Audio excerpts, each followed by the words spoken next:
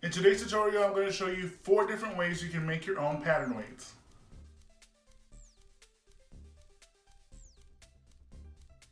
Hi friends, welcome back to So Obvious. I'm Apollinar. Before we get started, if you have any ideas or suggestions for projects I can do in future videos, make sure you leave them in the comments. The patterns that I'm going to use for today's video are going to be free for download. Just look for the link in the description box. Okay, let's get started. For today's video, you are going to need some fabric. I'm going to be using the leftover fabric from last week's video where we made the tote bag. You're going to need your fabric shears and your paper shears, your clear ruler. You're going to need some sort of marking utensils to use on your fabric. You're going to need thread and sewing needles. You're going to be using some rice. Some people replace the rice with beans. Some of them do it with those little pebbles that you put at the bottom of fish tanks. Any of those 3 things will work. Of course, you're going to need your sewing machine. And we're also going to need the patterns that we're going to use today. If you can't or don't want to print off the patterns, that's fine. I will walk you through the dimensions of what each pattern actually is. Okay, so the 4 pattern weights that we are going to be making today is this rectangular one. Then we have this one that looks like a little pyramid. We have this square cushion one with a little indentation in the middle. And then we have this circular one with the button in the middle for decoration. Here I have the patterns that I put in the description box that you can download and print if you want.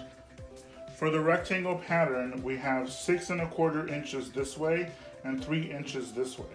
And the pattern has a 1/4 inch seam allowance all the way around.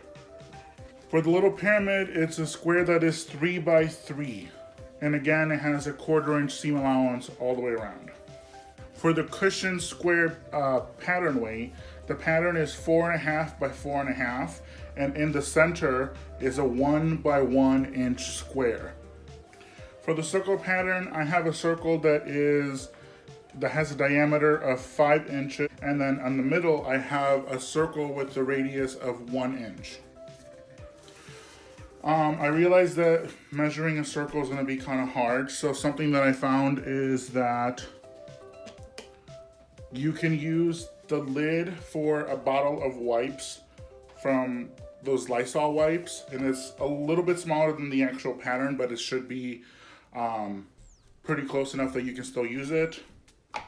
And then also just a regular water bottle cap is pretty much the same measurement as the circle in the middle. Okay, now that we have the pattern dimensions out of the way, let's go ahead and cut them out so that we can use them. And here we have all 4 patterns already cut out. Now what we're going to do is we're going to cut out 2 of each pattern from the fabric that you have chosen. Okay, so I have my fabric all ready for cutting. I ironed out any major wrinkles that we might have. Now I can set up my patterns. I'm going to pin all the patterns to the fabric. Since what we are making is pattern weights, usually I would use pattern weights, but I don't have any right now, so pins it is.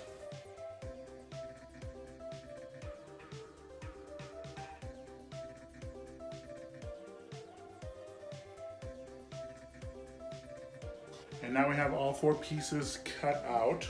Now what we're going to do is make sure that we leave some markings for the center square here and the center circle here. Okay, to mark these, we are going to need some sort of fabric marking utensil. Let's start with the circle. So as you can see, I have a little hole right here now where it's in the center. You want to find the center of your circle and put a pin right through it. Then we're going to turn it around to the back side, and we're going to take marker or a pencil or whatever it is that you're using and mark that center. Once you have it marked, you can remove the pin. This is so we know once we're sewing this where we're going to put the button. Now for the square, it's going to be a little bit more work. You're going to put one pin through each corner of the pattern. Now we're going to do the same thing. We're going to turn it around, mark all 4 corners. Now you can take all 4 of the pins out. Okay, now that we have all 4 of the circles on there, what we're going to do is we're going to use our rulers and our marker or pencil that we're using to connect them to make a box. Now that we have the box, we're going to run a line from this corner to the opposite corner, and then from this corner to the opposite corner to make an X inside that box. So now this is what we have, a little box with an X in the middle. Okay, now that we have all the markings, we can go ahead and take out those pins and we can start sewing. We are going to start with the rectangle. We're going to put our fabrics right sides together and we're going to sew 3 sides, and the 4th side, we're going to sew this part, and we're going to leave about 1 inch in the middle left open. Now when you're sewing something like this where you're going to cut out the corners, because we're going to clip the corners when we're done. So you're going to start 1/4 inch here, sew all the way down here. You're going to stop 1/4 inch away from the edge. You're going to put your needle down, lift up your sewing foot, and then you're going to turn the fabric. So then you can continue sewing at 1/4 inch. Once you get down here, you're going to do the same thing again. Stop 1/4 inch from the edge, put your needle down, lift up your sewing foot, and turn the corner. So here I have the side sewn. As you can see, I left about 1 inch, 1.5 inches up here open. That's so we can turn it. So now that we have it sewn, what we're going to do is we're going to take our clipping shears and we're going to clip the corners without going into the seam. This is so it makes it easier for us when we turn it, and we're going to have cleaner corners. If you want to, you can shape it a little bit here to kind of make them a little bit pointier, closer to the seam, again without going into the seam. Now that we've clipped the edges, you can go ahead and use this opening to turn the thing inside out. Once you're turning it inside out, try and make sure you get the corners turned as much as possible. You can use something pointy to push them out. Just don't push too hard because you don't want to break through the seam. Here we have it all turned inside out. Just work it out so you can turn it inside out as much as possible.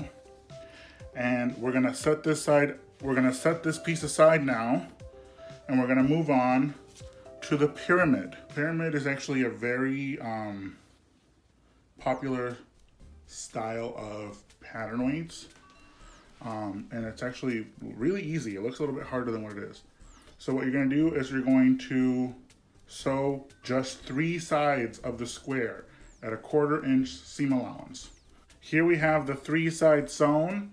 Now what we're going to do is, just like the rectangle, we're going to clip the corners. Okay, now that we've clipped the corners, we are going to move on to this top seam.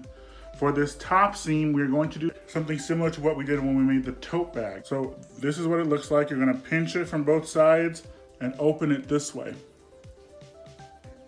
Then what you're going to do is you're going to sew across this way at 1/4 inch seam allowance, but make sure to leave about 1 inch open.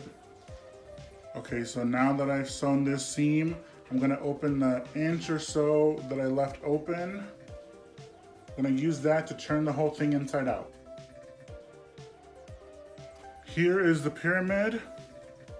Now we're going to set it aside, and we are going to move on to our circle pattern.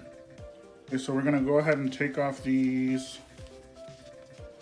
pins.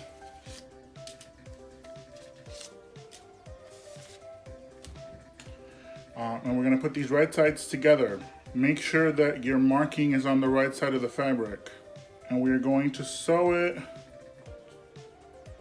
at 1/4 inch seam allowance. We're gonna leave about an inch, inch and a half open like we have for the other two. Okay, so here I have it with the curved seam sewn. Now we're gonna turn it inside out using the opening that we left. But before we do that, we're gonna have to clip it, because what we're doing is we're taking this larger circle, which is the seam allowance, and we're gonna try and force it inside this smaller circle, which is what's inside the seam. So in order to do that, we have to make little notches all along the edge, like that, so that when it turns in, it has some area for it to kind of condense into. So here I have it all notched now, and now I can use the opening to turn it inside out. Here we have the circle turned inside out. Now we're gonna set this aside, and we're gonna move on to the square. So go ahead and take out all the pins. We're gonna make sure we put them right sides together. And the markings of that little square we did should be on the right side of your fabric. Now that you have them right sides together, we are going to sew 3 sides and then half of one side. So we're gonna leave about an inch open so we can turn it around like everything else. I'm sure you know the deal by now. Clip the corners and turn it inside out. Okay, now that we got it turned inside out, we're gonna go back and top stitch over that little square that we drew, or the X. I'm going to do both the square and the X. And I actually bought this orange thread so that it stands out a little bit more, so that it's decorative instead of just to be there. And here's the top stitching that I did on it. You can use any color thread that you want. You can use one that matches it. I just figured if I'm gonna go through the trouble of adding this detail, I might as well do it in a nice bright color. Okay, all the machine sewing is done. Now we're gonna move on to the hand sewing. So what we're gonna start with is finishing up this circle pattern weight. We're gonna get our hand needle. We're gonna get some thread. I usually do about the length of my arm. We're gonna thread this needle.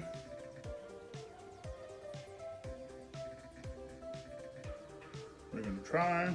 And because we're sewing a button on this, I'm gonna double up the thread. So then I'm gonna tie a knot on the bottom. And I'm gonna put it through where we have the little dot marked. Now I'm gonna take a button. These buttons are about an inch. You can do smaller, you can do bigger, it's up to you. But basically, I'm gonna do 3 loops from this one to this one. And then we're gonna do 3 loops from this one to this one. So you're gonna have 3 this way, 3 that way, crossing each other.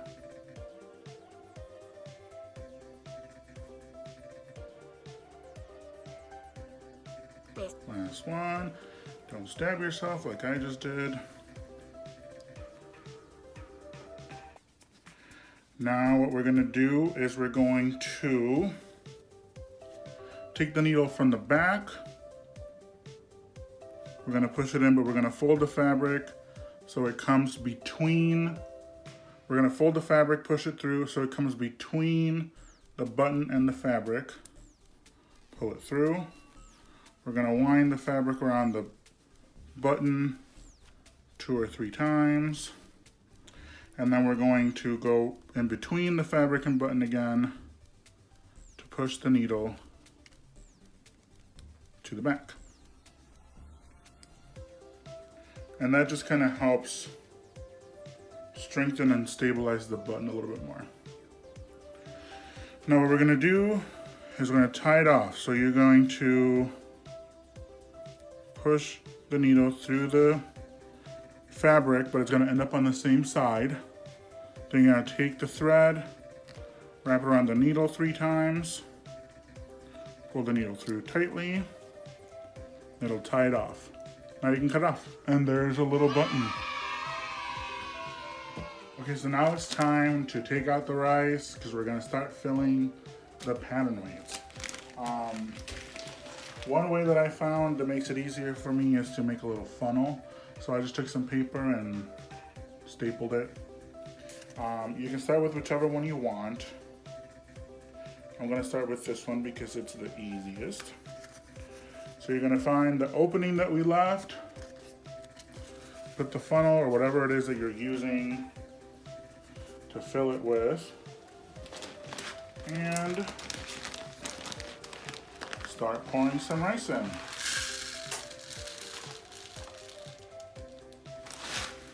be careful, because if you spill it, it goes everywhere.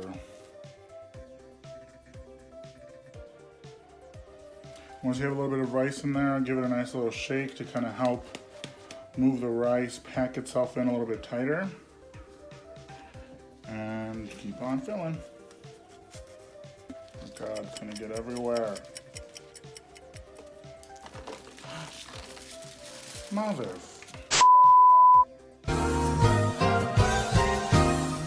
You're gonna keep filling it until it's a nice fullness to your liking.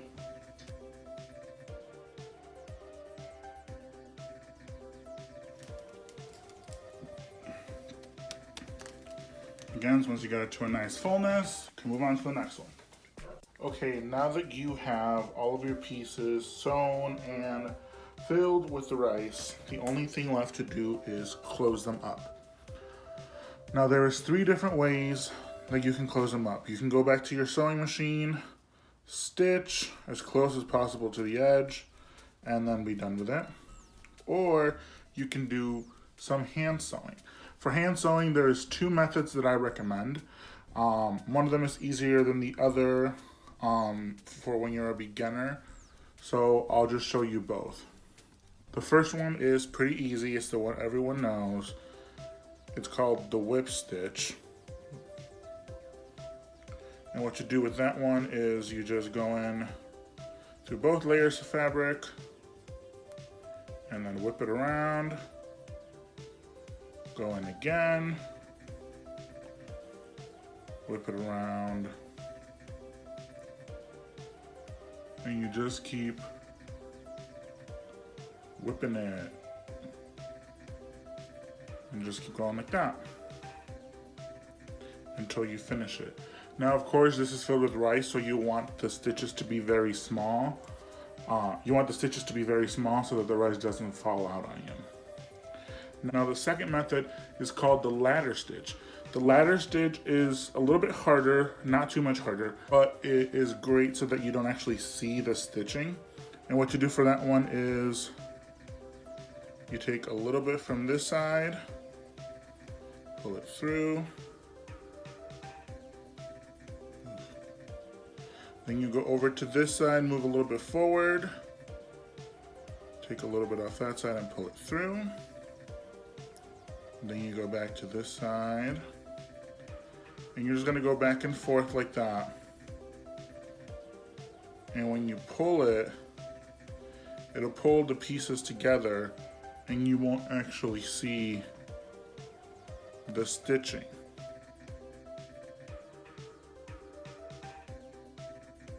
If you guys want, I can do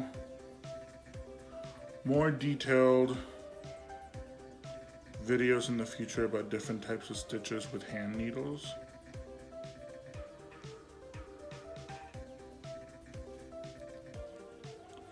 And you just keep doing that until you're all done. Okay, so here are the finished pattern weights. As you can see, I did these 2 with the whip stitch, and you can see where it kind of whips back and forth. I did these 2 with the ladder stitch, and you can see that you can't actually see the stitching. And I think it looks a lot cleaner and nicer. And here we have the finished products of all 4 pattern weights. And here we have them, 4 brand new pattern weights. You can use these patterns to make more, and then they can have them all matching or mix and match. You can make them out of different fabrics. You can do all types of stuff. If you're ever short on groceries, you can cut one open and eat the rice inside. If you're ever in a fight and you are really good at throwing stuff, you could probably use it as a weapon. Okay friends, that's all I have for you today. I hope you liked today's video.